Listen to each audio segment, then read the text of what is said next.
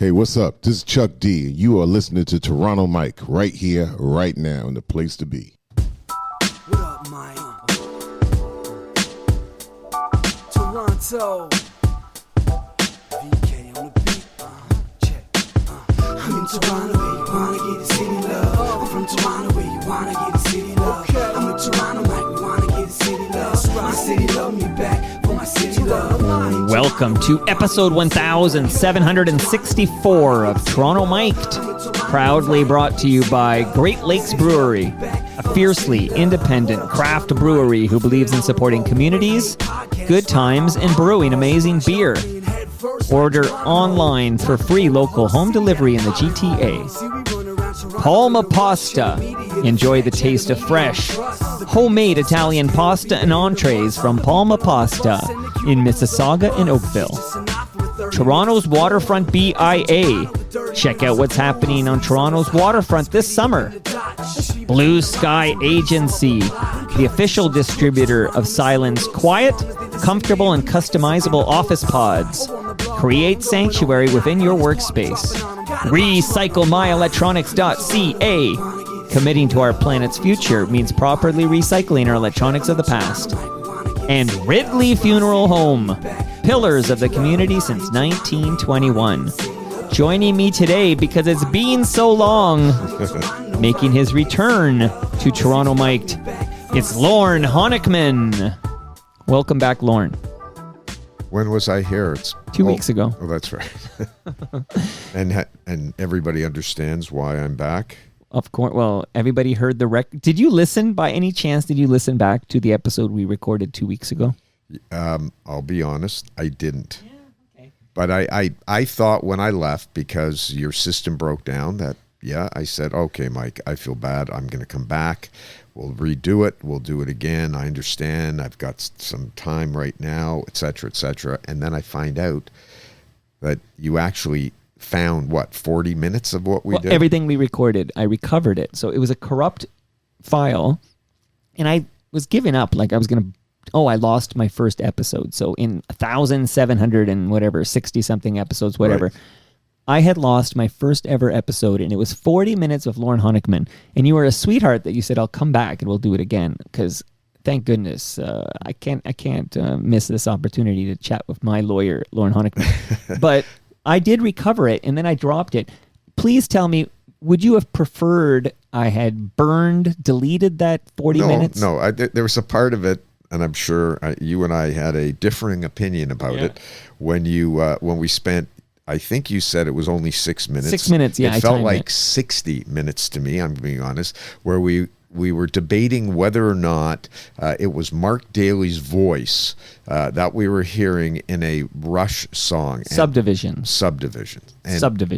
And anyway. So you felt we lingered too long, but... And I know you told me, oh, no, that's not true. And I know my real close friend, Al McCormick, who, and that's how I found out, by the way, that you actually recovered right. part of this, because he texted me, he said, hey, Lorne, yeah, that was great. I listened to that thing you did with Toronto Mike, Subdivisions. Oh, and by the way, I think it is Mark's voice. And I went, oh, no. But did you notice that's what he focused on? That's what resonates with people, was our 6 minutes on Subdivisions by Rush, because I believe it is a sample of Mark Daly on City Pulse or City News. And you hated that 6 minutes. I saw it in your face. I recorded the video. I saw it in your face. You hated every second of that 6 minutes. Well, no, it was the first 25 seconds I was good with it. And it was after 25 to 30 seconds I went, okay, yeah, this could be Mark. Anyway, yeah, that could be Mark. Yep. Well, notes came in from that 40 minutes I dropped. And what I did at the end, because it ends abruptly, because to tell people what happened, my hard drive filled up. And it stopped all the software that was recording us. And I have a backup. So both were stopped, and both files were corrupted because of the way it stopped. So the lesson I learned is, and it hadn't happened in, how many years have I been doing this, right, Lorne? Right. So this was the first time. And I'm almost glad it was you. And I mean that because, like, imagine I'm sitting down with, I played somebody important. Chuck D, okay? I played him off the top. Imagine I'm sitting with Chuck D and that happens. And I think I would just be as white as a ghost, and I would be like, I don't know what I would do. I would just hate myself for the rest of my life. But it happened. I learned a lesson, right? Like with your kids, it's like as long as you learn from it. Right. And here we are back. And here's the notes that came in from that 40 minutes. So I dropped the whole 40 minutes, and then I did a record scratch, and then I just put in a little bit of future Mike to explain why the episode ended so abruptly and that we'd pick it up in a couple of weeks. Austin Delaney listened to that 40 minutes and said, great guy with 3 exclamation marks. Back to Mark Daly. Just kidding. 3 exclamation marks. Loved being in court with him. What are your memories of working alongside Austin Delaney at the Competitor? Great memories with Austin. And that was Austin was at CFTO, in case there's maybe one person in the world that may not know that. CFTO and City TV, we were, quote, the competitors. And it was back in the day, there was the 4 of us. When I say us, I'm talking about the stations, right? City Pulse, CFTO, Global, and CBC. And when your stories went on at night, you'd be looking at the 3 monitors. You only had 3 monitors that you had to look at, and that was, well, what did CFTO get? What did CBC? Do we have everything? Is everything there? That was what we did. And when you're out on the street, that's when you meet the other reporters. And back in that day, if you ever talked about another news station, you never mentioned anything on the air. You never say, oh, well, City TV I would never go on and say, CFTO said today. I mean, you just didn't do those things. Right. But while the powers to be at the stations were very, very concerned about all of that, as reporters out on the street, we were friends with everybody. And I met Austin back in the day. I think I was out there first before him. I'm sure I'm older than he is, but it was just one of those great times. And Austin and I had a great moment together. And if I ever got to talk to Austin about it again, is when we were out waiting for police to come. There was some, I don't know what it was, what crime scene it was. We're all out there, and we used to get teased at City Pulse News that we had to always walk when we talked, right?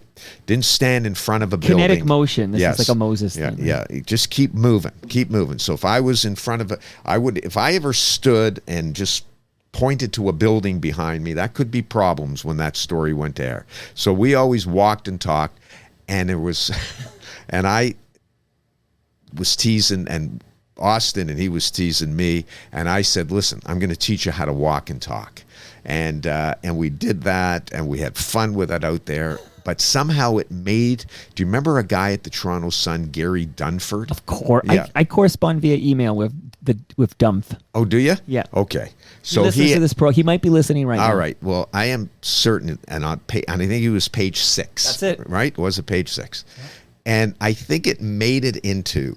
What was going on in that scene when City Pulse reporter Lorne Honickman was trying to show CTV reporter how to walk in. Anyway, we thought it was funny, but I think that the people we worked for didn't think it was very funny because, you don't start teaching the competition, quote unquote. But anyway, that's just one little thing that I hope Austin would remember. But we spent a lot of time on the street together. Great guy. When I saw when he retired, if I was on social media, I would have gone out there immediately, and I would have just written stuff about Austin. And he was one of the, he came from my era, so I'm a little prejudiced that way. But he was just a wonderful guy, and actually a really solid reporter. This is your social media, Lorne Honickman. You don't need to be on Facebook or Instagram. You just have to drop by the basement once in a while. Right. So okay. Austin, you mentioned his retirement. He came over for his exit interview. We talked about his entire career. Yeah, it was amazing. You got to listen to Austin Delaney on Toronto Mike. But here's what I've done this for a while now, and I've done 1,600 episodes. So what really gets me excited now is pairing people up. So it's possible we could have a future episode of Toronto Mike with Austin Delaney and Lorne Honickman. Wow. I think for the people listening, I'd be very excited. Well, even for Austin, but yeah. No, I would. I can make that happen. Okay. I will do my best anyways. But But that's not the only note that came in since the 40 minutes, and we have a lot of Okay. ground to get to. That's why you're back. But Paul Stockton wrote in and said, Paul wrote, when you have Lorne Honickman on, please ask him what Howard's up to these days. I worked for him for many, many years. And he doesn't mean Humble Howard, No, my he last doesn't. He guest. means Howard Honickman. He means my brother. That's funny. Paul Stockton. I have to remember that name because I'm going to see my brother Howard in a few weeks. Well, I recorded it, so you can just revisit the tapes. Howard's doing well. He's been retired a long time. He's living the life in a lot of ways. He's battled a few health issues, and he's done very well that way. So I will certainly say hi to my brother from Paul Stockton. I'll remember that name. Amazing. Al Grego wrote in. He listened to the 40 minutes, and it made him want to watch the Christine Jessup story, which is streaming on Crave. And we did dive into it during that 40 minutes, but I will follow up shortly with some questions I never got to. But this is what Al wrote. I finished the Christine Jessup story the other day. It was really well made. Lorne was all over it. He just points out, Queensville is literally the next town over for me. I drive through it every day. So that Christine Jessup tragic story struck home for Al because he lives like Holland's Landing or something like that. Now, were you able to, because I didn't listen to what you were able to say from our first interview, so did you have, obviously you touched upon it, and I know we went into it. That's a 3-part Crave special I was asked to be in back in November, where it's examining the entire story, the Christine Jessup murder, right through from the time that she gets abducted and missing in 1984, right to 1998, when there was the Kaufman Commission that looked into the whole issue of the arrest and an wrongful conviction of Guy Paul Morin in that murder and what happened afterwards. So it was an interesting thing for me to be in. And one of the reasons that for me that I said, yes, I will do it, is that it was one of those stories that I got involved in from the beginning to the end. And the end being in 98. I wasn't part of any story back in 2020 when they finally identified who the real killer was. But it certainly was a story that from the time that Christine Jessup went missing right until 98, when I came back after law school and I was covering courts for City Pulse News at that time. And you know what, Mike, it was interesting when I talked to you about it, and afterwards I've spoken to a lot of people who have said, hey, I just saw that story. Wow, Lorne, yeah. And you and I were talking. I think this is when we lost Remember, nothing we said on the mics was lost because I recovered everything. Right, no, you recovered. Okay, so when we were talking, and I was talking about how covering those stories for me back then were so significant because I had young kids, and it always, I know a lot of people who work in the business, you got to separate yourself. You got to just, it's almost like you've got to put a shield around what you're doing. But for me back then, because it was covering one story after another, you and I talked about that. Every summer there seemed to be a kid missing. And one thing that I didn't even mention to you that I remembered after I left that I had covered before the Christine Jessup story was the deaths at the hospital for sick children. When those babies, they said, were murdered, Susan Nellis was charged. She was exonerated. They had what was called the Grange Commission to look into all that. And I covered that entire story. So it was one thing after another dealing with kids. And it was, for me back then, and I talked about this with you, with my kids being so little, it had a great effect on me. I wasn't able to, as I know a lot of my colleagues did, was able to just sort of totally separate it. A lot of it came into me, but I was happy to participate, and I'm glad the producers did as good of a job as they did with that, because it tells really a tragic story, and it's really the story of what happened to Ken Jessup. And of course, I know some people have said, and I've heard this, Mike, where they said, oh, geez, Lorne, I wish you would have talked more about Guy Paul Morin as well, and the effect that had 100%. I mean, that's another story within the story these producers were focusing on what happened to the Jessup family, but it doesn't minimize anything about what happened to Guy Paul Moran with respect to being wrongfully charged and wrongfully convicted. No, absolutely. And the reason this is so compelling is, one, you're all over it and you did a great job. And I did pump your tires during that 40 minutes. People go back and hear those tires being pumped. But you know, I mean, Christine's brother is obviously featured strongly, as he should be. But you're like the narrator of this 3-part docu-series that's on Crave right now. You're basically the voice that kind of guides us through, because there's so many twists and turns. Like, for example, the fact that Guy Paul Moran, who, spoiler alert, was wrongfully convicted of murdering Christine Jessup, but he was originally found not guilty. Right. Like, and then they rearrest him and they try him, and then after 5 days of deliberation, the jury finds him guilty. Like, there's so many twists and turns in the story. Yeah, huge. There's so many parts of it. That's right. Yeah. He was originally found not guilty. The Court of Appeal overturned the acquittal. They ordered the new trial, and then he gets one thing I will always remember, Mike, and I'm not sure if I mentioned this last time, is I do remember saying to you that was the last trial I covered before I started law school. I had started law school about 3 weeks later. Right. And I will always remember Jack Pinkowski was the lawyer for Guy Paul Moran. And Jack Pinkowski at that time was very, very well known, unbelievable lawyer. I mean, a tireless advocate. He's one of those people, and he was like a piranha, and his cross-examinations were like, I can remember him to this day. When Guy Paul was convicted, I went back into the courtroom. We had all the scrums. Everything took place. Everybody sort of wrapping up, getting their stuff, coming out. And he sees me. I see him. He knew I was starting law school. He came up to me. I could see that his eyes, that he had been crying. I could see that. And he knew I was starting law school. And he said, when you become a lawyer, don't ever, ever get too close to your clients, because things like this are just too hard to cope with. Something along those lines. Wow. And it was something I'll never forget, obviously.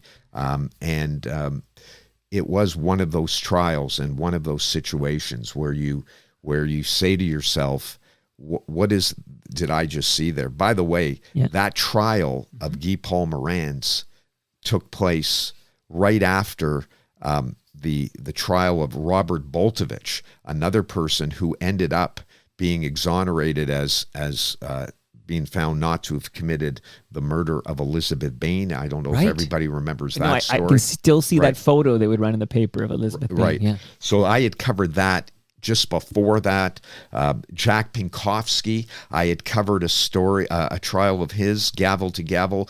Some people may remember Julie Bowers. She was a woman up in Kincardine who was accused of leaving her 10-month-old baby Justin Bowers in the snow, and that trial was moved to Toronto, and she was acquitted. And a lot of people felt, that may have been a, quote, wrongful acquittal. Those trials back then that I was involved in, we had a responsibility. I'm happy to talk about this with you a little later or whenever you want to talk about it. The problem with when you're watching court reporting right today as it was back then, the people that I used to cover trials with, who were much better than me. I mean, the Kirk Makins, Christy Blatchford. Right. These are people that I have and had tremendous amount of respect for. I've got a lot of problems right now, the way legal issues are covered, and we can talk about that. That's would you mind elaborating a little right now while we're on the subject? Well, there's a lot of ground I want to cover with you, but we're going to do this. One of the problems with covering courts or covering legal stories is that they're not as easy as, perhaps when I put easy in quotes, to ensure that there's an understanding of what's going on. It's not there. It's to sit in a courtroom, for example, for 6 hours and to come out, if you're doing a television report, and to be able to get that 90 seconds and be able to, so people, it's not easy. You have to really work at it, and you have to, and in order to understand it, you have to understand what's actually going on for you to be able to report it. And it's, and I cast no aspersions. I mean, not everybody goes to law school to become a lawyer so you can cover courts or whatever.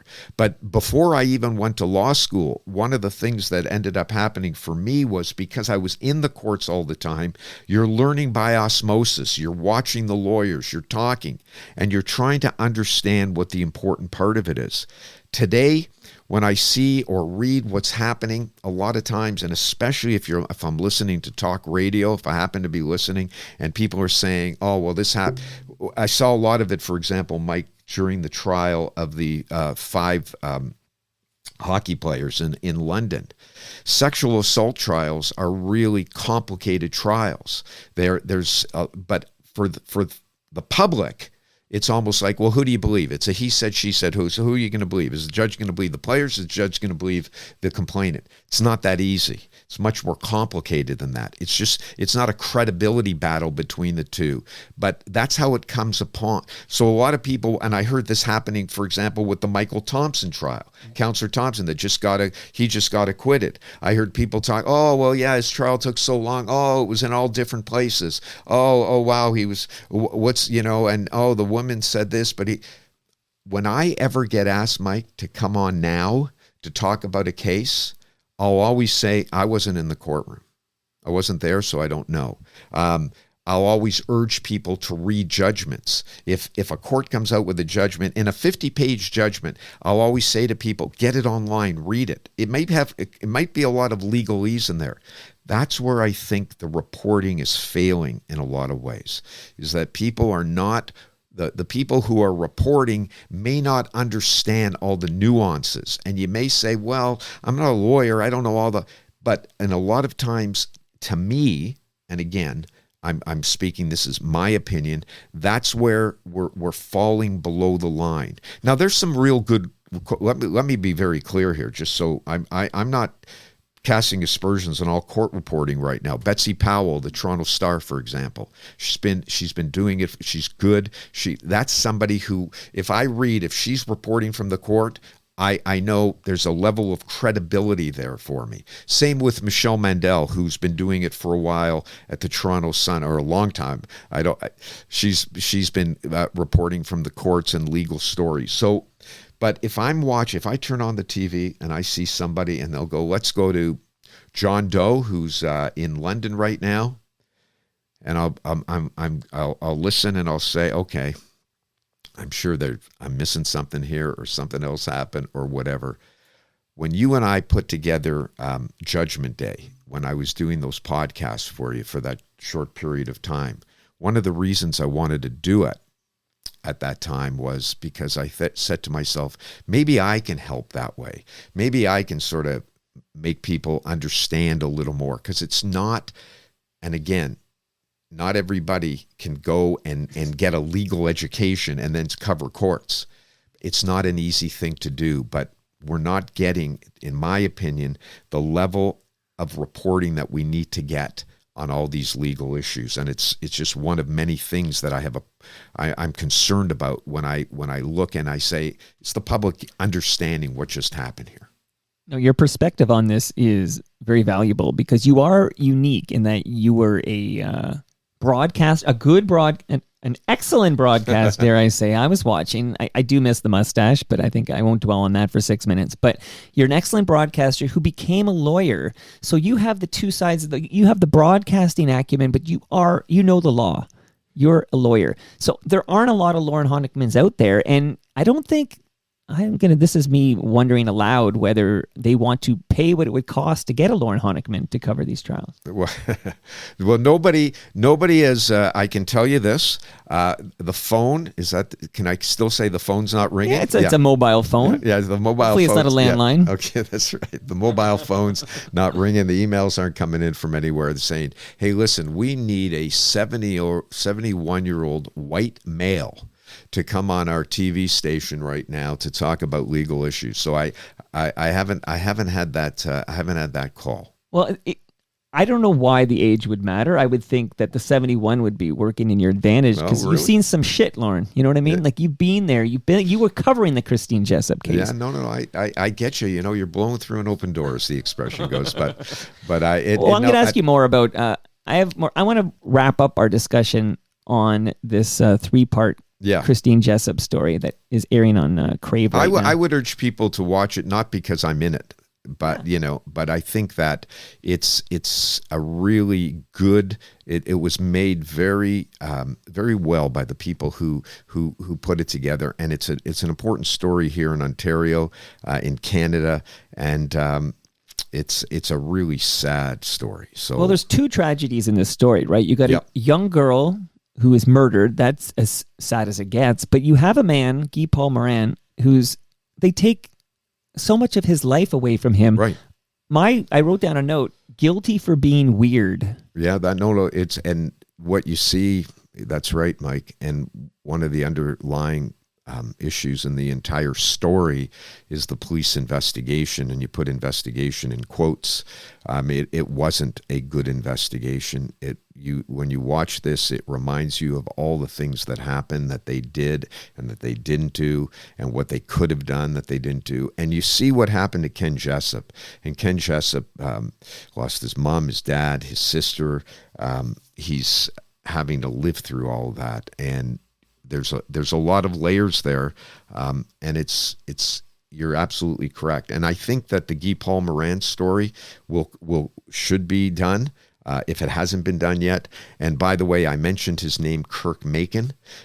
Kirk Macon, who I haven't seen or talked to in a long time, who was Globe and Mail reporter.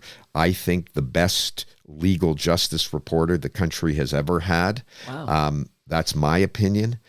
He wrote the book on this case called Redrum the Innocent, because those are the words that quote an undercover, not undercover officer, an informant in the jail said that's what Guy Paul had said. That's murder spelled backwards, Redrum. But I'm hopeful one day maybe we'll see him and others in the story about Guy Paul Morin. Everyone who saw The Shining knows that red rum is murder backwards. Okay. Have you seen The Shining? Yes, of course. Just making sure. Hey, so just one last note I wanted to ask you about. Ken Jessup spoke to this, but he talked about the brainwashing that he received from police, in that until the DNA evidence basically showed that it wasn't Guy Paul Morin. We found the DNA evidence that it was not Guy Paul Morin. Until that, Ken Jessup still believed, even when he was what's that, exonerated? What's the term when you're yes. free? He still believed Guy Paul Morin murdered his sister because of the intense brainwashing he spoke about receiving from the police. The police, I mean, hopefully, I talked about learning, like when your hard drive, make sure your hard drive has space or you're going to lose valuable content. I learned a valuable lesson. I hope the police learned a lesson from this. Well, I think what came out of this, and that's why they had the Kaufman Commission. Right. The idea of that commission was he made numerous recommendations going forward that I think many police forces have incorporated now. So that's one of the good things that comes out of such a tragic type situation, when you can go back and take the microscope and look at it. Same thing happened at the Grange Commission that I talked about earlier, that looked at the deaths at the hospital for sick children and looked at the police investigation at that time as to why they charged a nurse so quickly. So when you have these public inquiries, it doesn't change anything. It doesn't make anything better, but it gets you some answers and it gets you recommendations to do what you just said, Mike, to hopefully not commit the same errors going forward. So I mentioned, even though it's only been 2 weeks, I received several emails about your episode. Like, maybe the trick is 40-minute episodes. Maybe I'm doing it wrong. Like, I should cut off all my guests at 40 minutes and say, if you want more, come back. Yeah. Maybe that's the trick, right? I would never do that, by the way. But Austin Delaney, Paul Stockton, Al Grego, there were a couple more. Tyler Campbell wrote in, and Tyler wrote, more of a comment than a question for Lorne. I thought he was bang on when he said he quotes you, "To the best of my ears ability, it sounds a little like Mark Daly." I totally agree with him. So again, I'm going to this won't be long. It won't be 6 minutes. It'll be far less. No, It's going to be 1 minute. 1 minute. You're going to play this again. No, not going to. let me I've go been on the playing something different. Okay. All right. No, okay, just a minute. Before you do anything. Yes, sir.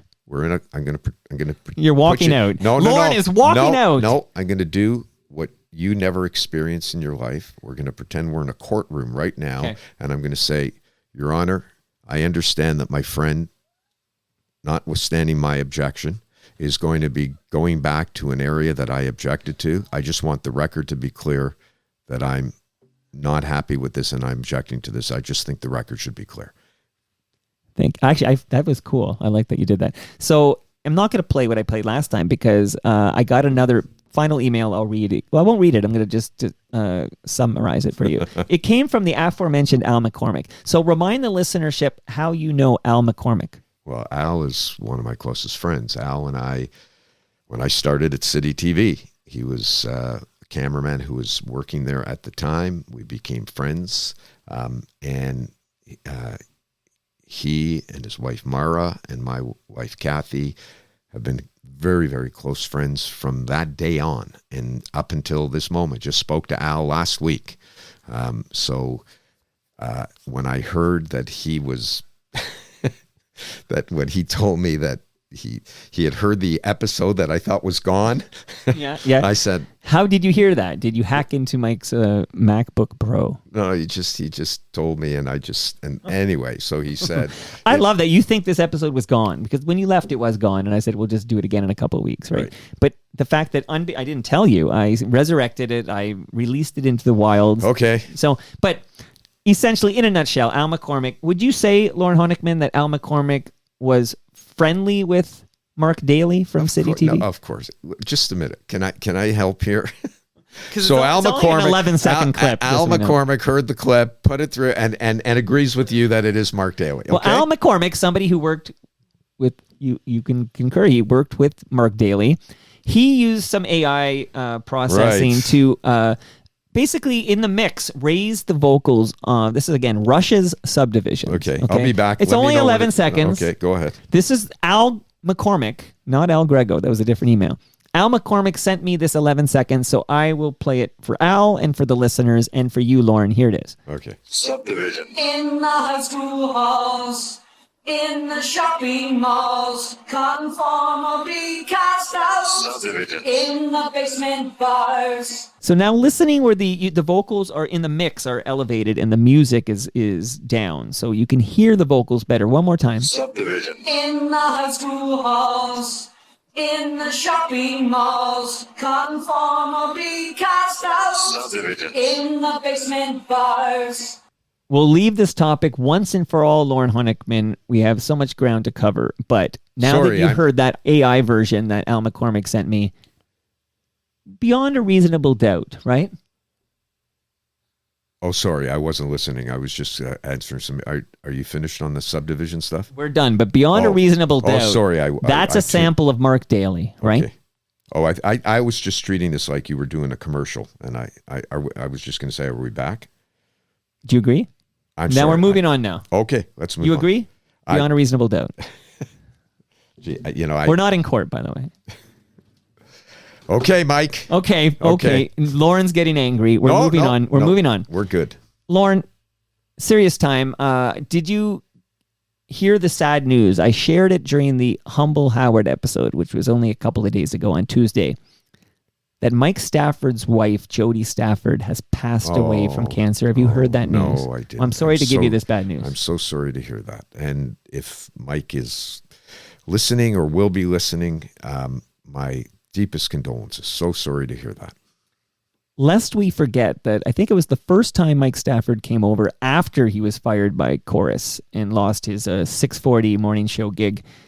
You heard that episode, and you actually, a friend of yours or some lawyer you're acquainted to, you were able to get this lawyer to take on this on contingencies. So no, I just can you remind me the details? Just the details were very simple. I wasn't trying to help Mike file lawsuits or do anything. My concern for Mike was I heard him talking with you about the fact that he was considering taking legal action, and I thought to myself, Mike probably has no idea that there's a 2-year limitation period on all lawsuits, that if he's actually going to do anything, he's going to have to do it within 2 years. So that's the information that I got to him. And then obviously I wasn't going to be able to act for him. And I was able to find a lawyer that I had worked with earlier. And I just said, hey, listen, maybe you can help Mike out. And that was it. That's all I did. But I listened to some of your podcast with him subsequently, and I remember listening, and I don't know what the status is, and I remember hearing over and over again that things were still dragging along. So that's the update. Things are still dragging. Welcome to the civil. But that's a long time. Is that typical? Yes, unfortunately. That's years. I know. Unfortunately, the wheels of justice in this province, especially the civil litigation wheels, it's awful. Do you know that for lawyers like me who deal mainly on the civil side, I've done a lot of criminal work, but mainly on the civil side. If you sit down, if somebody comes in, quote unquote, into your office, or you talk to them on the phone or over Zoom, and they may have a really good case, whatever the case may be, one of the very first things I say, and I'm sure all lawyers say, is, look, if you're going to get into this process right now, it's September of 2025. You want to file a claim right now, we may go to trial in September of 2028. And they'll look at you and you go, are you serious? Yes. And that's a problem. And we have a huge, huge problem. And there are great people right now trying to do something about it, judges, lawyers. But so far, even though things are starting to maybe get a little better, that's the problem. And people, you can be inside a lawsuit, Mike, and once you're there, you feel like you can never get out, and that's a problem. So I'm not surprised to hear, by the way, that Mike's updates to you are that nothing has happened yet. Mike's financial his personal life, of course, is devastating right now because he was in Lindsay, Ontario, to be with Jody when she passed. It only happened early. I think it was Monday. So, but financially, I've had conversations lately with Mike, and financially, the situation is dire. Like, he needed to get to Lindsay, and he took an Uber, believe it or not, from Toronto to Lindsay because he didn't have a car, and like, he's basically completely broke. He does have shelter right now. He's living with his sister, but it's just a shame that we can't get some resolution there, because Mike believes that after 25 years of service at Chorus, he was entitled to some severance, and this is ongoing, and it's been a long time. So it sounds like that's situation normal. Wish Mike all the best. Wish him the best. But I do want to ask you something about your relationship with 640, which is a Chorus station. In that, do you think, Lorne Honickman, you're on the stand right now? Oh boy! In your opinion, do you think being involved in any way, even though you weren't trying to help Mike, but the fact that you in any way tipped Mike off to the fact there was a 2-year, because he didn't know about that 2-year deadline to file something, and then it happened, do you think that has hurt your chances to do any radio work at AM 640? You know what? I have no idea. That's hostile witness. No, I don't know. I get asked. I get on. Alex Pearson asked me to come on once in a while. I've been asked to. I've done different shows there, so I'll get asked to come on. As far as global television, I get asked. I was asked several times. So I don't. Okay. You know what? You're not blacklisted. No. I think. Let me just tell you about my time at 640. I had a great time. I was. For those who may not know, from 2010 to 2017, I was Oakley's fill-in host when he was doing the morning show from 6 to 10, and I'd fill in the afternoon when Bill Carroll was there. There were some days I would be on Oakley, and then I'd come back later in the day, and it was a crazy time, because what was happening is if I did Oakley's show and the show was 6 to 10, I'd come in at around 4:30, do the show, finish at 10, and then head to my office to practice law all day, and I would do that for for the week or 2 weeks that Oakley was away. But it was a great time for me, and I will say this. Anybody who knows me knows that maybe they would disagree. Maybe they'd say, no, Lorne just said something now and it's totally false.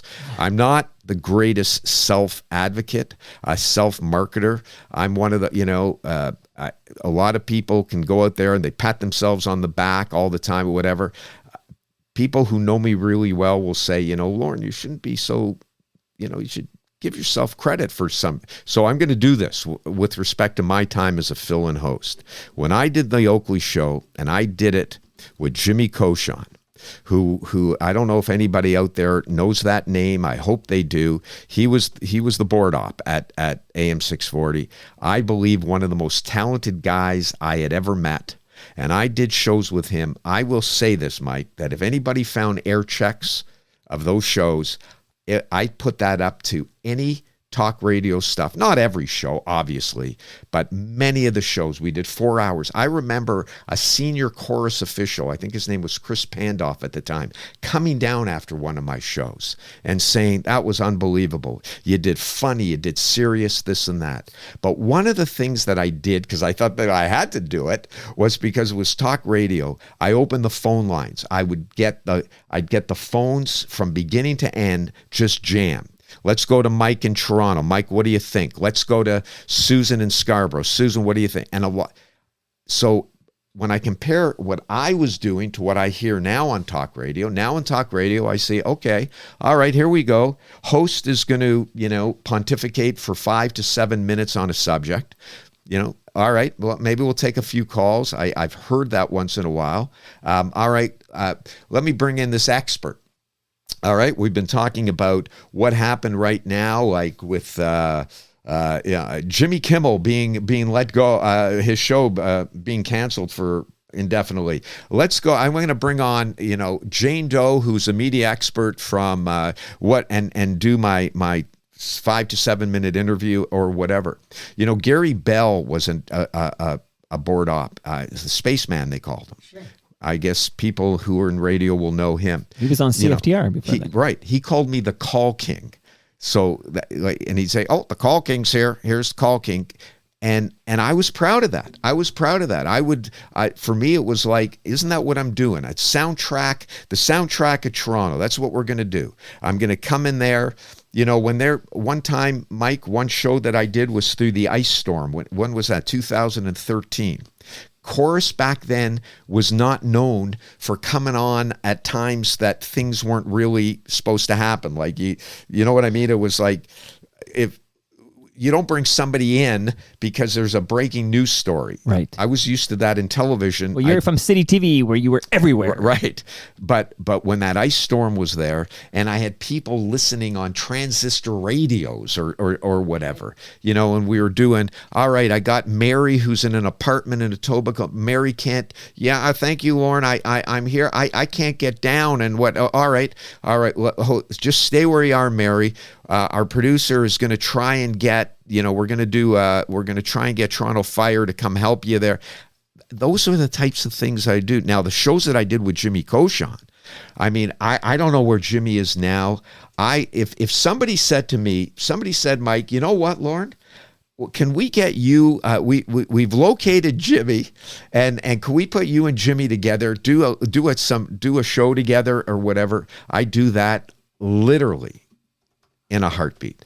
That's the type of stuff, because I believe that for me, and again, this is my opinion, like when talk radio for me back then, Oakley used to do, now I don't get to hear him in the afternoon now because I'm not around at 3 to 6 when he's on now.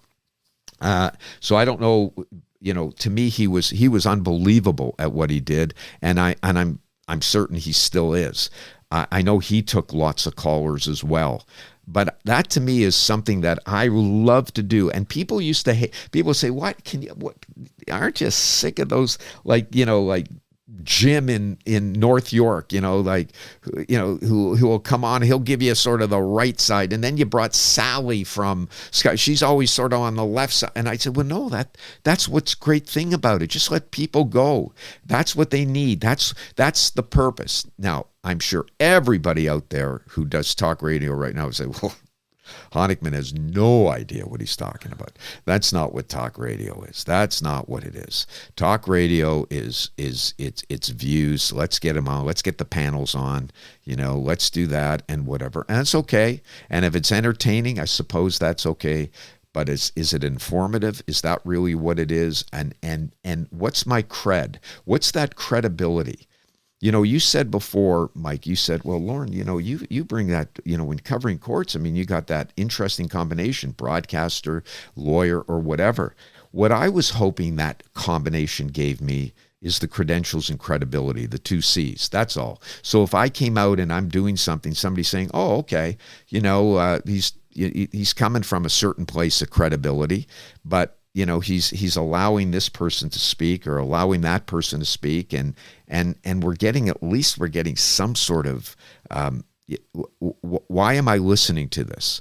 Am I listening to it because I just want to hear what Honickman has to say, or am I listening to it because I get to hear all these people talking? So anyway, I don't think 2017 was when I was last asked to guest host on any chorus radio show. I've never been asked since then. And you started this whole discussion by asking me, do I think it's because of a tip-off that I gave to Mike Stafford about a limitation period? I don't think so. I hope not, but I don't think it has anything to do with that. I think it really is just, got tired of Honickman or whatever. But got tired of everybody, right? Because you're not alone. I mean, Peter Sherman, for example. Another guy. I mean, he was, for me, that getting rid of him or not allowing him on was also made no sense from a credibility point of view. Listening to Peter, I say to myself, there was a guy again, and somebody may be listening to this and say, Mike, well, this is just an old fart.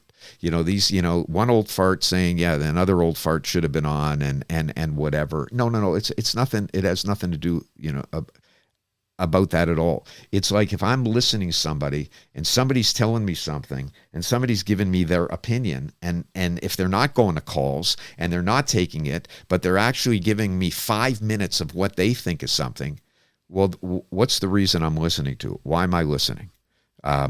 Is it just because, oh, that's interesting? Or is it because, am I learning anything? Am I getting proper information? And how do I mean, we can get into misinformation soon if you want. I mean, that to me is a much bigger problem than whether talk radio is doing what it should be doing. But I would, for me, if I ever went back into talk radio, if somebody said, hey, Lorne, yeah, come on back, let's do talk radio. This is the format. You get on, we're going to talk. You talk for 5 to 7 minutes. You bring somebody on, we'll do it. I'd be going, can I take calls? Oh, no, we don't. We do. No, we do. What we ask is for people to text, and you can read some of their text. Oh, okay. Maybe I don't want to do this. I'd much rather just say, hey, everybody, it's Honickman. Let's go. Let's talk. Here we are. Do you think that the demise of these live calls is because there's nobody calling? Well, if you tell me, how many people are actually listening, and how many people listening are going to call in 2025? Well, okay, so that's really a great question that with this person who has no, as we said earlier, social media, right? Yeah, it's frustrating when I drop your episodes, I can't tag you anywhere. Exactly. So, but maybe you're right. Maybe nobody's listening, and because nobody's listening, however, if there is so here's how I would respond to that. If nobody's listening, so maybe there's nobody out there to call. If that's the reason, then obviously you can't force the calls. You can't make the calls. Etc. I would hazard a guess. I have no expertise in this, but so I'll hazard a guess that if the word it sort of got out and it was understood that this is the place that you could call. This is the place that was soliciting your opinion. So instead of maybe sitting on your computer and just scrolling through, X, maybe, all right, you know what? Maybe I'll do what I did 5 years ago. Maybe I'll go back and turn on AM radio. I haven't listened to AM radio in a long time, but I understand that this is what's going on. I don't know, Mike. Well, let me share an experience I had only 3 weeks ago. I used to work at the CNE, the Canadian National Exhibition. I worked 3 years there as a teenager, and I blogged about this at torontomike.com. So a producer of Ontario Today, which is a Ontario show, obviously, that airs on CBC Radio 1 at noon. So it's like, and they take calls live. And I received an email from a producer there that said, "We love what you wrote. Would you be the first caller?" Okay, so it's basically telling me to be the first caller. And I nicely said, "Oh, I would do this. I'll talk about the X with CBC." But Yes. I'm chatting with Sophie B. Hawkins at that time, because I had Sophie B. Hawkins scheduled to do a Toronto Mike episode at that very time. So I said, "I'm sorry, I can't do it. I'm not available at noon." And you know what they said to me? "That's okay. Let's do it at 11 o'clock." Okay. So they basically set it up where they phoned me at 11 a.m. Right. to be the first caller at 12:05. Okay. So you're with me here? Yes. So one thing is, so obviously I'm not a caller. I didn't call. And I'm also not live because it was recorded at 11 a.m. with the host. But also, they did edit what I said. Like, so I said stuff. I think I sang "Let's Go to the XO, Baby." Like some wonderful stuff I did. You did that? I did that. But that was edited out, so it never made it. But so they edited it, and they really did make it seem like I was the first caller at 12:05. So it made me wonder, because I've never worked in radio See, like you. I don't like that. But it made me wonder, maybe this is how it is now. Like maybe these live callers that you're talking about, they're pre-arranged and pre-recorded, Well, I shouldn't do that. or at least scheduled. Like, hey, will you please call us at this time? You're gonna, you know what I mean? Like, as opposed to just saying, hey, lines are open, call in, here's the number. I have a feeling the reason that they did it the way they did it with me, and by the way, that's CBC, okay? Love it or hate it, a lot of people are probably listening at noon to CBC radio across this province, the entire province. So there probably are people listening. But I have a feeling in 2025, literally maybe nobody is calling. I'm not saying nobody's listening, but nobody's calling. Well, nobody's calling because are they ramping it up? Are they asking for the calls? I mean, I'll listen. I wake up listening to talk radio. That's how our radio goes off in the morning. What station? 640. Okay. I've got 640 on. I have it on. I'll listen. So I'll wake up with listening to Brady in the morning for a short time until I'm out of the house. Mm-hmm. I've never, now maybe it's later in the morning during his show. So, but in the time that I'm listening, which will be from about 5:45 till about 7:30, Okay. I don't hear a caller. I don't know if he's going. I don't know if he takes it after. I have no idea. But that's for me, when I would start at 6 o'clock in the morning, when I'm sitting in for Oakley, and you're saying to yourself, so I'll come on. I remember the way it worked, Mike. I come on, good morning, yeah, blah, blah, blah. Jimmy and I would sort of go back and forth a bit. What's going on here today? And, it's like this is what we're going to do, blah, blah, blah, blah. And did you hear what happened last night? And by 6:07, I'm already open up the phone lines, right? So, but what I did know, what I came to learn was, at that time in the morning, who's waking up? Who's going to call?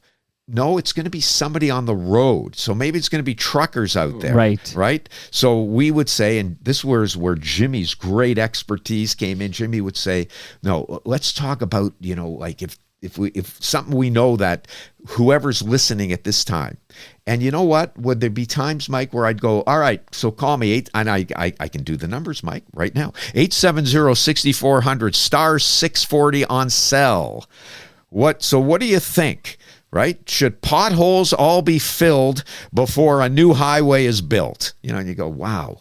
Like when you think back, but that probably was a topic at one point, right? Or I can hear that being a topic.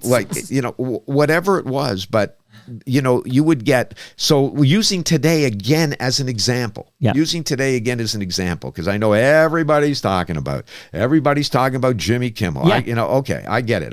And I know they're coming from it from all sides. I understand. That would be, if I was doing talk radio this morning in the way that I liked to do talk radio, if I was driving in a course, I'd be going, oh, wow, this, all right, 6:10, I'm going to get the phones lit up, and I'll get them lit up.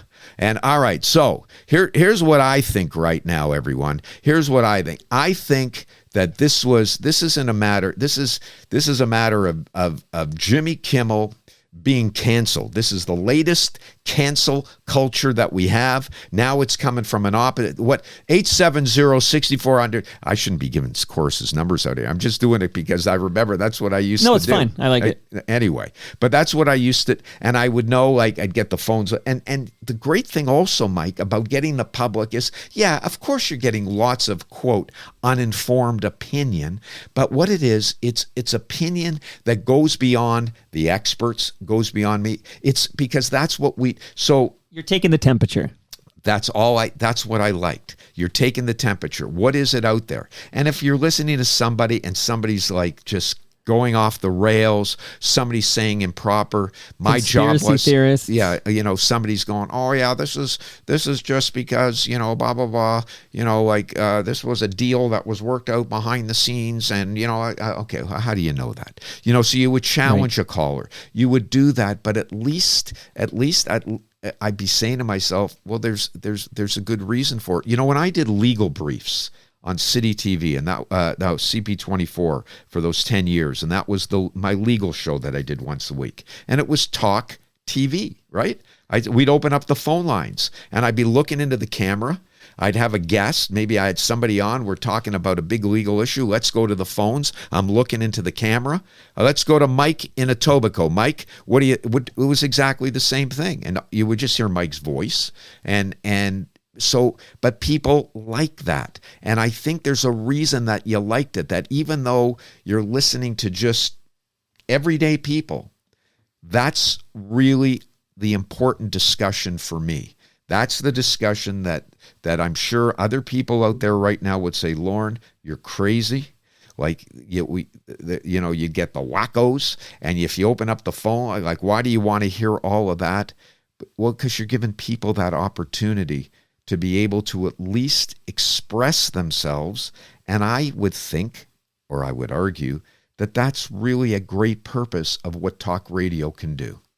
Yeah, I'm thinking of the greats like Mark Hebscher, Bob McCowan, how they would handle the crazies was part of the entertainment. It was. If you get somebody who'd come on, you just would learn how to handle that. That was a skill that I learned from listening to the Oakleys of the world and the Mark Hebschers and all of those people who knew how to do that, and what I learned from doing it through television. So I would, to me, that, and maybe again, somebody would say, Lorne, all you're doing right now is solidifying my opinion of you as a guy from an era long gone by. That's not what what you should be doing.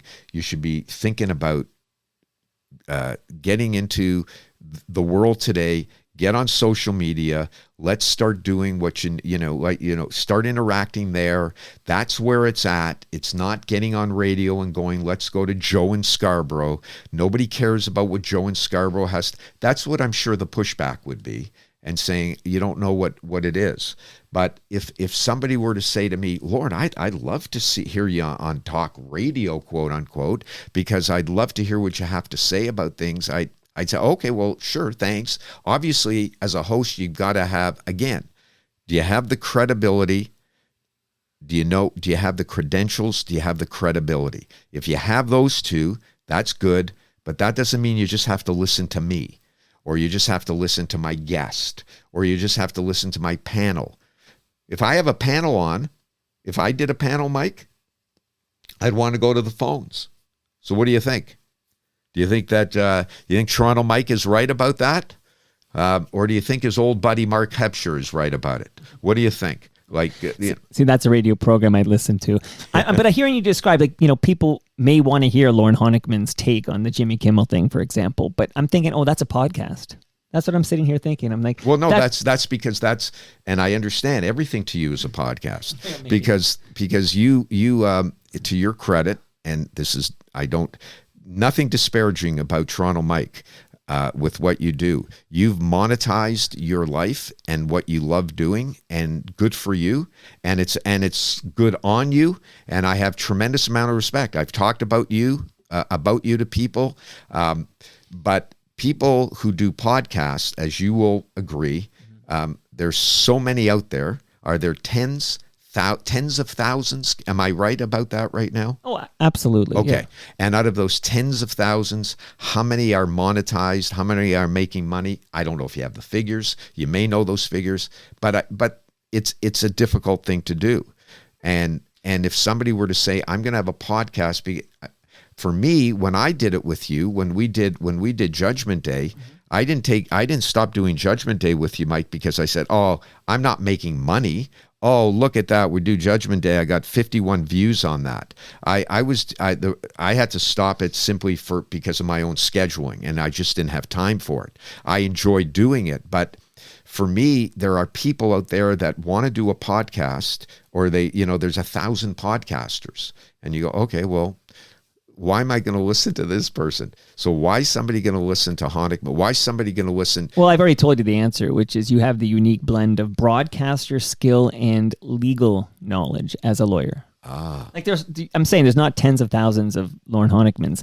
And also views on YouTube, I would just point out that that's standalone, completely separate from the podcast. Right. But I realize now that 40 minutes cutoff, we were just getting started here, because one thing I want to say in defense of radio, that you talked about the ice storm, and I was thinking, oh my goodness, should there be something happening where electricity is down, hydro's down, and you need live information? Yes. There's nothing else. It's radio. You can get in your car or get a transistor radio, get some batteries in there. You can pull in a signal, a terrestrial radio signal, and get live information without requiring electricity, and that simply won't happen with a podcast. Yeah, and I did that for 3 days in a row during the ice storm, but I didn't do it all day. I did it in the morning. I think I came in at 8 and left at noon. So, and then there was nothing on live after me. But during those times that I came in, it was incredible. It was exactly what you just said, Mike.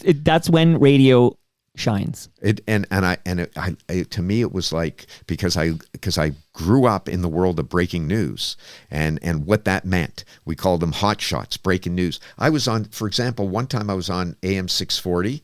They didn't have a night show after 6 o'clock. Whoever show ended at 6 back then, I can't remember who I was sitting in for. There was nothing live that came on at 6. Like a re-roll or something, right? Do you remember there was a story? Do you remember a GO train that got flooded? Yep. Got flooded. We had a massive storm. The skies opened up at about 5 o'clock, and a GO train was flooded, and people were stranded on the track. And I convinced them to let me stay on, and I did another couple of hours, and we went live, because for me, doing breaking news and going live was perfect. But listen to yourself. You had to convince them to let you go live, right?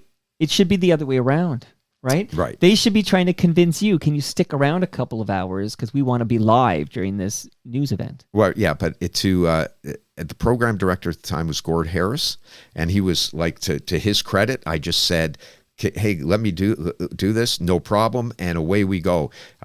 He was a fan. I was lucky at the time when he was there. He was the one that said, yeah, I think Lorne can do talk radio, after I came out of TV, and he gave me that opportunity. So I remember doing it. But I love that. I mean, breaking news, things are happening, boom, like. Yeah, that's exciting. Yeah, that's exciting. Now, the current PD at 640 is Mike Bendixson, and I'm told, again, I don't listen. I need to do what you do in court or whatever, but I don't listen. But I have been told that it has been veering a little further to the right in terms of the political spectrum and some of the ideas. And I wondered if you, Lorne Honickman, were going to be hosting the morning show today, and you're driving in, I don't know, it was a Chorus Key, so you're driving to Chorus Key, not far from where TMLX 20 is. I'm going to talk about that in just a moment here, because that's at Jarvis and Queens Key. But you're driving to Chorus Key, and you're thinking about your take on Jimmy Kimmel, because this is going to be the hot topic for this morning's morning show. Are you thinking I need to align my take on Jimmy Kimmel with the political, the veering to the right that has been perceived by the station, so that I align with the viewpoints? Like, are you thinking, oh, I got to make sure I have a conservative viewpoint on this, or is it going to be I'm going to be Lorne Honickman, whatever I am? What you just said, if I ever, and not me, if anybody does what you just said, I got to veer to one direction. I got to slant it, veer it. I'd be saying, turn around and go home and get another job. But you want the paycheck. No. But so then there's not a lot of jobs. No, but you can't do that. You see, do you understand what you just said is the biggest problem in news today? It is what you just spoon-fed me here right now is the biggest problem in news, because what it is that if you start with a bias, then you're going to play into the people who are listening, and that it's a phenomenon called confirmation bias. Sure. That's why social media has destroyed the news business. Not the business, but the important part of getting news and information out, because it doesn't happen. Because what we live in this world, and I don't have to be on social media to know this, because what it is, Mike, is that if I wake up today and use the Kimmel story as the example, okay? I wake up today and I have heard, here's the fact. The fact is Jimmy Kimmel said this. That's an uncontroverted fact. Here's the second uncontroverted fact. ABC did this. They suspended him indefinitely for, that's one fact. Fact two is, this is what he said. Now, the opinions come from the facts, on the facts. If I wake up and I hate Jimmy Kimmel, hated him, I've hated him, let's say, throughout his career, hated everything he said about Trump, wake up in the morning and go, yes, I just heard he got fired or canceled, and I'm on social media, the only thing I'm going to be reading all day are the hundreds of articles, whatever it is, about Jimmy Kimmel, and I'm not even going to read it. A study very recently came out and has shown that people on social media, when they go to stories, they'll go over 75% will look at the headline, and that's all they need. So if you're not a fan of this politician, whatever, and you got a headline that says it could be totally made up. You're proving my point, though, right? Because what you have now is people listening to 640 are conservative-minded, aligned to the right, and they will turn the station if you come on with some kind of, and I hate to use this term, but like a lefty spin on what's going down. But why do you need a spin? So if I was doing this, if I said, here's what I would do, because this is what I came from. Maybe my show would be called Down the Middle. Maybe that's what it would be, because I would try to be the place that nobody ever is or can be, and that is down the middle. And what station is this on, Lorne? Yeah, exactly. Like, well, but if I was... That's a podcast. Well, sure. I mean, there would be, I mentioned earlier in the last time we were here about Steve Paikin, we were talking about, I think he could do a show like that. If I did a show with him like that, people who have come from backgrounds, Austin, we talked about him earlier, where we were brought up having to ensure that whatever we were doing was news, not... You see, 24-hour news killed the news business in a lot of ways, because you had to feed the beast. And the only way to feed the beast was to get views, not just news. So there's your news, there's your facts, here's your views on the news. But we grow up in a society where it's right, left, them, us. Yeah. Like when never more so than right now. Right now. So today, post Charlie Kirk, especially. Right. I mean, what was the thing that Jimmy Kimmel said is being interpreted when he talked about, that it's one of the MAGA guys. Oh, the right is saying that he was blaming the right instead of blaming the left, because the left is what it really. I mean, that's the discussion. But for me, there's way more serious discussions about that. Where I would, if I was I wouldn't be doing it from a right side, left side, conservative, liberal side, People want to talk about freedom of expression, freedom of speech. People will say, who are very critical about what just happened to Jimmy Kimmel, they'll say this is a kick in the gut of freedom of speech. This is somebody could argue, I don't know if they would, I was thinking this myself, that Charlie Kirk himself, if he saw what was happening here with people being fired for saying things, he'd be upset about it because he was such a freedom of speech advocate. Okay, well, that's one part of it. But then there's the other part where somebody would say, whoa, wait a minute. Should entertainers, comedians, rock stars, movie stars, should they be involved in political discourse?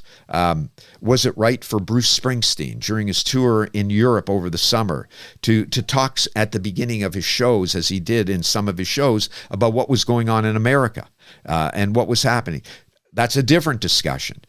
Was what Jimmy Kimmel actually said? Now, we don't want to shut up comedians. We want comedians to be able to be comedians, and politicians are the subject of comedic art, and it should be that. But wait a minute. What did he actually say that supposedly got? He talked about the fact of it wasn't a joke. It was about that. He said the MAGA people know that he was one of them or something like that. Well, that wasn't a joke. Should he be doing? There's 100 discussions to have, Mike. You could do 4 hours of talk radio about the Jimmy Kimmel being suspended story, the facts. If so, as long as we have the fact, and you could break it up into a lot of areas without having to end those. Let's say it was a 3-hour show. Somebody going, "Whoa, that was really right," or "Whoa, I didn't know he was woke." Whoa, man, that was. You could do it. And by the way, not only can you do it, I'm going to say this, you should do it. So if I was a program director, and I'd have no idea how to be one, by the way, but if I was a program director or if I was a host of a show and somebody said to me, okay, Lorne, listen, let's do this. We'll do it. We've got guest A, B, C, and D. So we got somebody coming on from. So we got to, you know where we're slanting this, right? We're slanting this and I'd say, why are we slanting it? So I would have to say, if somebody were to hire me, I would take it way back right to the beginning of the job interview. And I'd say, I'd love to do this with you, but you and I can never have this conversation. Hey, Lorne, good morning. The slant today is... But it's unspoken, Lorne. It is not there's no note. You're not going to find a smoking gun. So it's a terrible analogy. Right. No. But it is similar to when, I always bring this up, when Mike Wilner got suspended for being critical of, was it Cito Gaston? I'm trying to remember now. But he got suspended without pay, and they didn't tell him explicitly why, but he knew why, everyone else knew why, and it was essentially, it put everybody in line, right? So, and one last thing on the Kimmel thing, because there's still a whole topic I want to get to. You're going to be here several hours, Lorne Honickman. I hope you know that. But you can't even have the Jimmy Kimmel conversation without discussing political interference with the FCC. So the role of the FCC and, what's his name again? Donald J. Trump. Essentially, that's the sun that these are all, they're all revolving around. So you've got the Trump influence via the FCC, and then Disney, the Mickey Mouse himself bending a knee. And well, okay, but yeah, right, and there's a great what you just did right now. Right. If you and I were doing the show in the way I described which would have to be a podcast. if so, right now we'd say, all right, we're into the 3rd hour now, and we've been talking about the Jimmy Kimmel situation. Let's talk about this, Mike. Let's talk about the political influence, because I know a lot of people out there think that this was all politically motivated and whatever. And I'll give you my take on it. You'll give me your take. We'll open the phone lines. We'll see what people think. But again, I don't care about the difference of opinion. What I care about is the misinformation of facts. So if somebody says to me right now, well, Lorne, here's the fact. This isn't an opinion, Lorne. Jimmy Kimmel was fired or suspended indefinitely because Donald Trump put pressure on ABC to do so. You know that. That's a fact, Lorne. I'd say, no, I don't know that. If you want to tell me that, and now can you restate what you just said, but please, to be accurate, please say these words. You know, Lorne, in my opinion, I believe, in my opinion, I don't have proof of this, but I really feel that this was a political firing. Okay. Now I may say, okay, thanks, whoever. This is my opinion. I do truly believe this was a 100% business decision. This is a business decision by companies that own most of the affiliates of ABC. So they got lots of cash involved, and they've heard the FCC, and they work under regulation, and they work under broadcast standards. And I know that somebody has filed a lawsuit against, and we got a president that does a lot of litigious activity, and he sues a lot of media companies. And I got affiliates that are really, really afraid right now. Everything I just said to you right now is fact, right? That's true.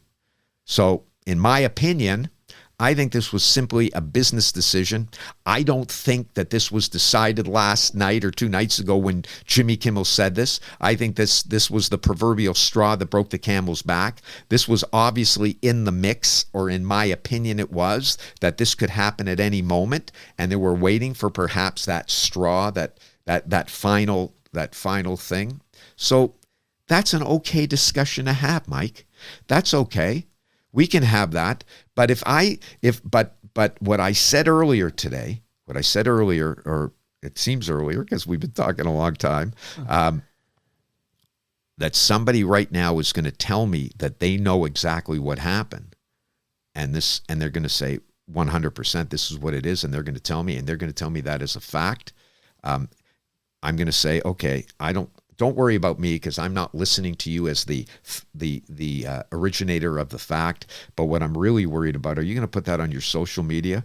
Because the 300,000 people that follow you, they're going to now treat it as a fact, and they won't even listen to you. They'll just look at your headline. Misinformation is rampant online. Huge. If Facebook, well, I won't even say Facebook particularly. I just notice it every day on Facebook, but it is all social media, I suppose. Yeah, but it is social media, and there is no regulation. Right. Yeah.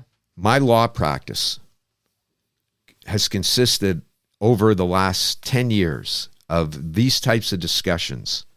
I'm really sorry. I don't know how to get it down. Oh no, I know. I don't know. I don't know if the courts will give us an order to get it down. I don't know how to stop it right now. I don't know. I know he or she's hiding behind a cloak of anonymity. We have no idea who it is. We may be able to get. I don't know. I appreciate the fact that your business has been destroyed in the last 24 hours. I understand that. I don't know if I can help you. Those types of conversations over and over and over again.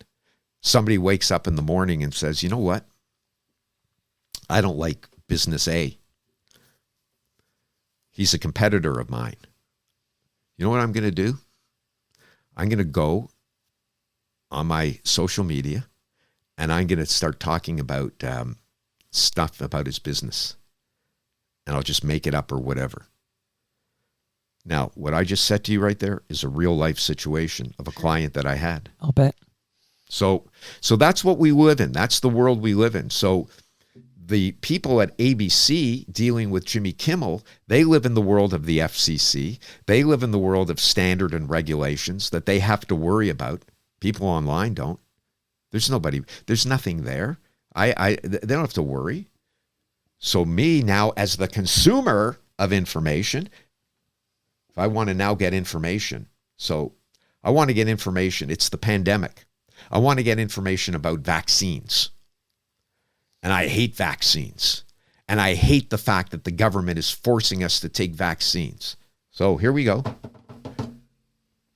Now I can go through and I can sit there for 8 hours and read every anti-vaxxer in the universe. And all I have to do is, and I'll look at the headline, and the headline will say, vaccines killing 20 million people a day in here. Excellent. I'll like what. Tell me if I'm using the right social media words. I'll like it.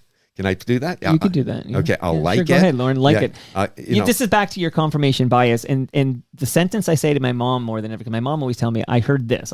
It'll be like, I love blueberries. Okay, big blueberry head here. And I'm making this up. My mom will be like, "Oh, blueberries are bad for you. They cause something." And I say the same sentence to her. It's almost a daily occurrence now. I say, "What's your source for that?" And then she "Oh, you and your sources." And I'm like, no.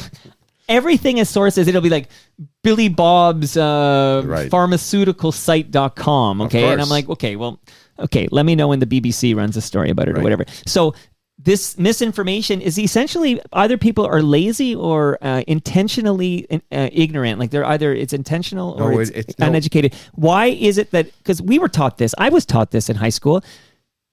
Cite your sources and make sure your sources are legitimate and trustworthy with some journalistic integrity behind them. Exactly. People don't do that. That's why this misinformation is rampant. You talked about the vaccines, and yes, somebody's going to tell you. I think I heard Donald Trump say something. There was a quote I read. He said 300 million Americans or something. There's only, how many Americans are there, right? So this is a ridiculous number he's tossing around of no scientific basis. And he's a bad source of everything, by the way. So I'd put him in the column of don't trust your sources. But yeah, we have to almost re-educate our society to understand what's the source. But then you get into trouble. Oh, I heard from people I know and trust that Israel, there was some news about Israel and Gaza. Okay, so we don't have time to go down this road, except to say I had read some pieces in very reputable journalists and and this person I know and told me they're lying. So essentially, if you say this happened, it was reported in BBC and CBC and CTV, and it was reported, and you say New York Times, and you run down Washington Post, well, they're lying. So we're in an era now where even if you're citing what I deem to be reputable sources, they'll tell you, no, those are not good sources. Right. But then they'll cite stuff that I wouldn't let my kids use in an essay. Right. So we can't agree on what's true anymore. So how can we have a conversation when we can no longer agree on the facts, because you have to establish the facts before you can chat about it. That's what I just said. That's in fair comment is a defense in Canadian law. What is fair comment? It's opinion on provable facts. You have to, and what you just gave as the example, you named what you called the sources, and there'll be people who will say, no, well, look at what your sources are, Mike. Your sources are mainstream media. If it was here in Canada, to go, well, what's your source? Toronto Star, Globe and Mail, don't they get subsidies from the Liberal government? Okay, I mean, are you going to believe that? Right. So what can you do? And that's the problem. And what you know what happens? You know what the answer is to what you just said? The answer is people throw up their hands and go, well, whatever. We can't talk about this because we can't agree on the facts. Whatever. So people will say. Same thing about freedom of expression, and they'll say, well, that's okay. It's okay for them to say that, but somebody else, that's hate speech. Oh, wait a minute, no, that's hate. What? Well, what's freedom of expression? What's hate speech? Where's the line? Who draws the line? Where's the line drawn? Well, we try to do it here in Canada. We do have some laws that talk about what a hate crime is or whatever. But at the end of the day, people will say, oh, that, and they'll use the words cancel, right? They'll say, well, oh, he said that. Oh, why did he say that? That's terrible. That's okay. This person said that's fine. But wait a minute. But is that So what do I do? Well, I'm talking about the conundrum, and it frustrates the hell out of me. This is the only thing I do, Mike, to try and, because I am a news junkie, and I have to be able to try and so I'll try and source things. I'll try and look things and read whatever I can read. And then I have to make my determination. I have to say, okay, so how was that reported? Was that reported in a way that credibility, credentials? I came back to it all again. Who's telling me this? And what am I, how do I determine? And there's so many times we don't know this. We don't have time to get into it at all. But we saw, if I had come on after our election, I mean, when I saw the political reporting and the political reporting that goes on now, Mike, forget about the political reporting. Have you ever sat and watched the legislature in Ottawa? Have you ever watched Question Period? No, in a moment, I'm going to tell you I watched some from this week online on YouTube. Okay. Anybody who watches that, if you've never watched, you'll come out of it, you'll go, what did I just see? Wait a minute. The opposition asks this question. It's a yes or no answer. and the prime minister doesn't give any answer. And that's what happens in Parliament. What happens in that little dome in there called the legislature or wherever, it's you. Do you say, oh, that's democracy in action? No, it's people are spinning things. You don't answer the question. You make sure your message gets out. So if I'm one of the people behind the scenes for a politician, whether it's the prime minister or a minister, we write out, we go, okay, here's our messages today. Okay, so when Poilievre says to you, Poilievre's going to get up, he's going to talk about the fact that we came in, we said we're going to get a deal with Trump. We told everybody we're going to get the deal. We told everybody elbows up. We're going into it. We're the only ones that can really fight it. We stopped him talking about the 51st state, blah, blah, blah, blah. Poilievre's going to bring up the fact that you've done nothing. There's no deal, whatever. We don't care. Remember, we don't care anything about what he says. All we care about is here. Message this. This is what we did in the last 6 months. We did A, B, C, D, and E. So it doesn't matter what he asked. This is what you say. Got it? Yeah. Ready? Break. It's like a football huddle, and that's what happens. Yeah. And how does that help? In my day, here he goes again. Here's the old man talking about in his day. But in my day, what would happen if I was covering Queen's Park? And that type of thing would happen because it's not a new phenomena. That's what happens in political forums. Somebody comes out, there's a big scandal, whatever it is. We had scrums. The premier of the province would come out and there'd be microphones in his face and questions are being fired back and forth because you don't have the protection anymore. It's a pillar of democracy in action there. We don't see that now. By the way, if there's scrums, quote unquote, the microphones are all set up.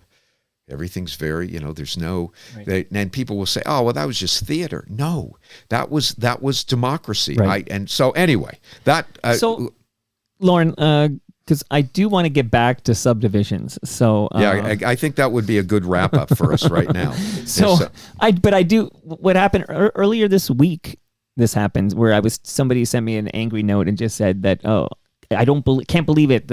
In Parliament right now, all MPs, even the Liberal MPs, were cheering for Charlie Kirk. This is the note I got, right? And they were like, you gotta write an email to your MP, right? So little backstory is my MP is a guy named James Maloney. I quite like him.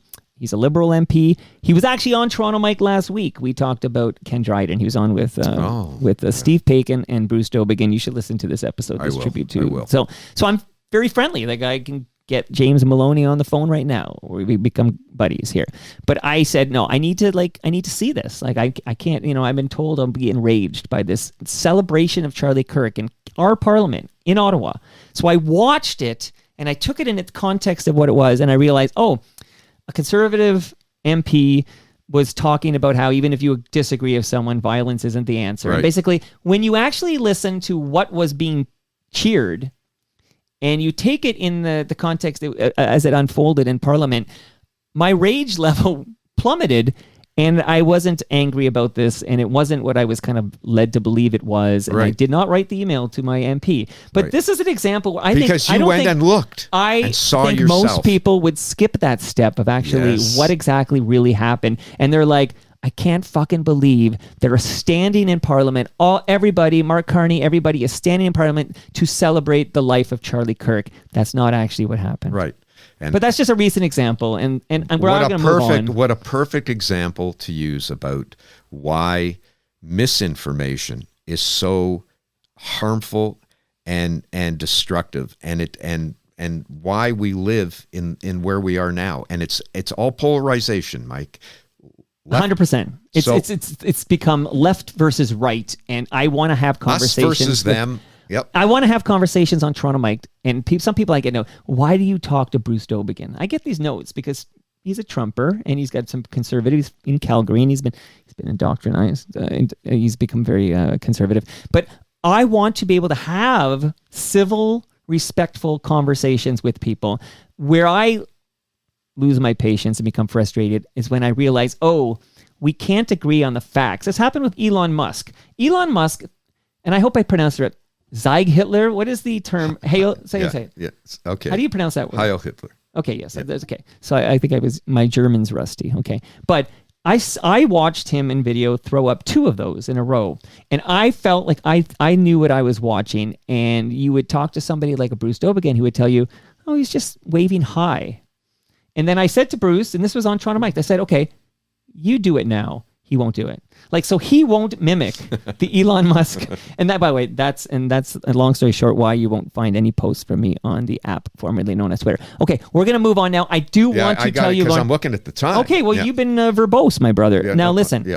I have to do this. I have to tell you that next Thursday, we're all collecting at the GLB Brew Pub at Jarvis and Queens Quay because Great Lakes is going to host us, and we'll get a free beer and we'll get some tasty food. So that's happening. That's TMLX 20. But Lauren, I want to tell you about TMLX 21 really quick here, which is we're all going to meet, and you're invited, Lauren. I'd love to see you there. November 29th at noon. This is a Saturday, the last Saturday of November. We're all collecting at Palma's Kitchen. I know you've been there before. It would be amazing if you showed up, jumped on the mic to say hi to everybody. Palma Pasta is going to feed us, and of course, Great Lakes is going to take care of us. Let me put it in my calendar now. Okay, November 29, Okay.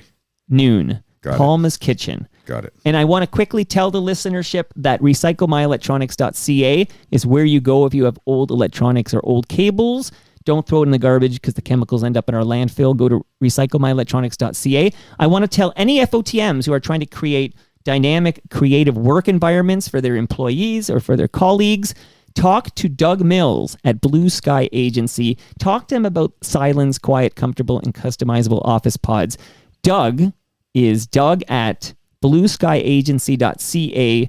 Just have a conversation with the lovely Doug Mills. And I will have a conversation soon with the good people at Waterfront BIA. That's coming next week. And as always, shout out to Ridley Funeral Home.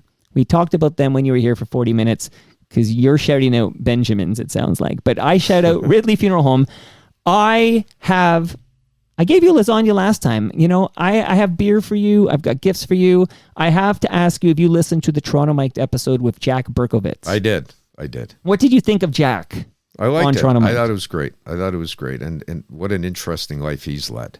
And it it was actually pretty informative because, you know, Jack was one of the guys, I never knew him, but, you know, when you listen to ads and you listen to the owner of the place, that Omni was Jewel Crafters. Omni Jewel Crafters, and you know, you just knew it. And you realized how much money he probably was spending and what he told you he was spending on his marketing, and so it was really interesting. It was interesting to hear about his radio career and how he was dumped in all the places that he went. 1010, 640, and 960 all said goodbye to Jack. All said goodbye. So I did. I actually. He's a big Lorne fan. Is he? Well, I heard a little shout out there. Yeah, he said he was a big fan of yours. He thought I was. Didn't he think I was like living in London, Ontario? Okay, so that's what I want to ask you about. He thought you were practicing law out of London, Ontario, and I said no, that's not true. Can you give us an update on your professional life because there's an update there, right? There is an update. Yes, this just in: Lorne Honickman has joined his son Asher Honickman. Asher is a lawyer. And he's got his own law firm, very small law firm, and he and I talked for quite some time about his old man coming over and working with him. And I'd always say, Asher, you don't need me. You've done the and Dad, it's not about needing. We can work together. So we're doing it. So I sort of carved down my practice. I left Brody Thorning and had a great run there, and I'm with Asher now. So the only thing that seems to be a tiny bit counterintuitive, I've been there about 6 or 7 weeks, is I'm working so far just as hard with not as much help. So. So that's, but other than that, yeah. But we're gonna do team. Yeah, we're gonna do stuff together. So it's kind of fun, and that's why I'm keeping an eye on the clock because I know my boss. Yeah, we're gonna shut this down in 2 minutes here. So there's a professional update. You were never practicing out of London, Ontario. No, there you go. Who knows where Jack is? That's misinformation. Okay. Peter Gross, there's no information with this man. He will definitely be at Palma's Kitchen for TMLX 21. Everyone, if I wasn't clear, everyone's invited, not just Lauren and Peter. I want everybody who can hear my voice right now to come to Palma's Kitchen on November 29 at noon. But Peter Gross tells me he's going to visit very soon for a special feature about a very special man who is a cameraman that you worked with. Tell us about, just in a nutshell, do you know what Peter's working on? Yeah, do you want me to tell you? Yeah, tease it, yeah. Okay. So you've probably heard me talk about Bill Atanasoff, and you asked earlier about Al McCormick. So the two cameramen that I started work with, Al McCormick, Bill Atanasoff, and Bill and Al are very close friends as well. And those of you who may not know, Bill was in a tragic accident. He got hit by a car, covering a story, and it's going to be coming up on November 10th, I believe it is, 15 years since this happened. Wow. Bill became a quadriplegic and a blind quadriplegic. But Bill is this incredible, incredible person. I've been involved in his life since then, even before we were good friends, of course, and Peter and all of us, people who worked with Bill and have followed his story and what Peter's doing. And Peter told me about this, and I thought, wow. He goes, I'm putting together a little feature on Bill. I'm interviewing a lot of people, and I'm going to come on Toronto Mike, and we're going to talk about it, and I'm going to throw to the clips and come out of it, and I'm talking to you, I'm talking to Jim McKinney, I'm talking to Al, I'm talking to his sister, I'm talking to Bill, and he interviewed Bill. And Bill, people are going to be able to hear Bill, because one of the most incredible things about Bill, and you'll hear me say this, is a man who is a quadriplegic, a man who is blind, who was a cameraman. He was a tennis player. He lived an incredible life. Never have you heard this person feel sorry for himself in any which way possible. Always appreciative. And you're going to get to hear, I hope. And Peter said, this is what Peter just told me. I just spoke to him a couple of days ago, and he said, I got great stuff from Bill. Wow. Great. So that's coming up. I can't believe I get to host this thing. No, So you are. I have it in my calendar for the 29th of September. I strongly urge, and I know people are saying, oh, God, Mike got Honickman to promote this, because no. Everybody, I really hope that people will listen to this. It's just a story of one person, just one person. A lot of people say, well, Bill Atanasoff, who was a cameraman, and said, okay, all right, but the reason you listen to it is because it's like anything, the life of a person.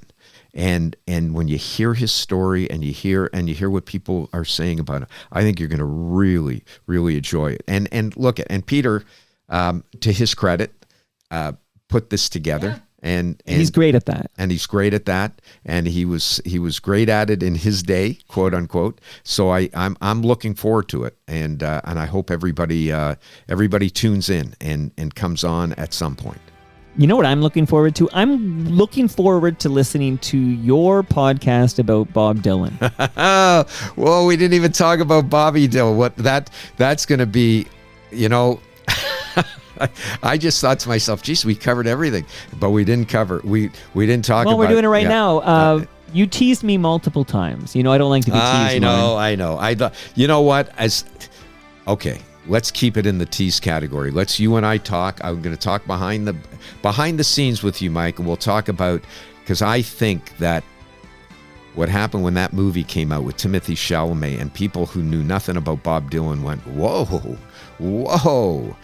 I think that it might be a really fun thing to do and get people to listen to this man. Well, it'll be fun for sure, but you're Dylan, and again, you're the combination of broadcaster, lawyer, and Dylan aficionado. Like, that's a very rare blend, and you'd be perfect for this. Rare. Nobody else. So let's upgrade it from tease to a commitment. Oh, no. You see, look at what he's doing. Look at what he's doing, everybody. He's a lawyer. This is, no. He's always a promoter. Toronto Mike, one of the best. I learned from Jack. One of the best, if not the best, and deservedly so. Thanks for having me on, Mike, and let's talk again soon. You realize if you combine the times of your 40 minutes and then this episode, so this episode's about an hour 40. Oh, you did 40 before, so that's how long we talked over the last couple of weeks. I loved it. Thanks for doing this, Lorne. My pleasure. You're a good man. We'll definitely talk soon about Dylan on your podcast. And that. Stu Stone wants me to really go hard on it, okay? And, you said I'm a showman, so I'm going to do it one more time. And that brings us to the end of our 1,764th show. Go to torontomike.com for all your Toronto Mike needs. Much love to all who made this possible. That's patrons like you. Go to patreon.com/TorontoMike and become a member today. Great Lakes Brewery. They're hosting us for TMLX 20 next Thursday. Palma Pasta. They're hosting us for TMLX 21 on November 29th at noon at Palma's Kitchen. Toronto's Waterfront BIA. They'll be here next week. RecycleMyElectronics.ca. Blue Sky Agency. Right, Doug, will ya? And Ridley Funeral Home. Subscribe to Life's Undertaking. Brad Jones has an excellent podcast you should listen to. See you all tomorrow when I'm catching up with Ben Rayner, formerly of the Toronto Star. He's having some tough times. We're going to talk about it tomorrow. Ben Rayner back on Toronto Mike. See you then.